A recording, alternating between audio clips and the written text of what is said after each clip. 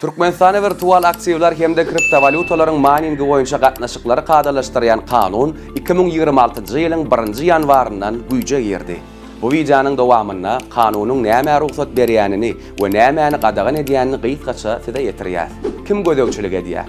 Döwletiň bir näçe edarasy bilelikde gödäwçilik edýär. Türkmenistanyň Merkezi Banky ygtyýarnama berýär, düzgünlerini keskitleýär. Türkmenistanyň Mali we Ykdysadyet Ministrligi virtual aksiýalar arkaly amala aşyrylýan girdejilere we çykdaýjylara gödäwçilik edýär. Türkmenistanyň Ara gatnaşyk Ministrligi işi alyp barýan şahslara internet toruna el ýetiriligi üçin edýär. Kripto platformalaryň texniki howpsuzlygyny barlaýar. Türkmenistanyň Energetika Ministrligi mining üçün ulanylýan elektrik energiýany kanuny ulanylmagyny gödäwçilikde saklaýar. Mining resmi taýdan telekeçilik işi. Öýde gezin mining etmek bolmaýar. Hususy telekeçi hökmünde hasaba durmaly. Elektrik energiýanyň näçe tarp edilýänligi açaçan bolmaly. Diňe döwlet tarapyndan ruhsat berilen enjamlar ulanmaly.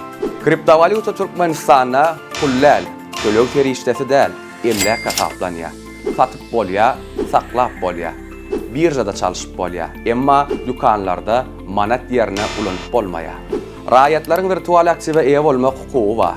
Satyp girdeji alsaň deklarasiýa etmek hökman.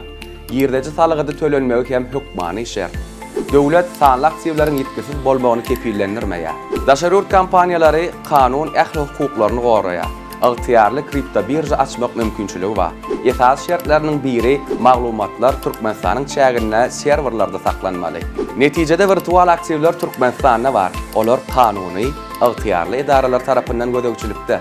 Kanunyň dol mazmuny bilen ekranlaryňyzda görkezilýän salgysynda tanyşyp bilersiňiz.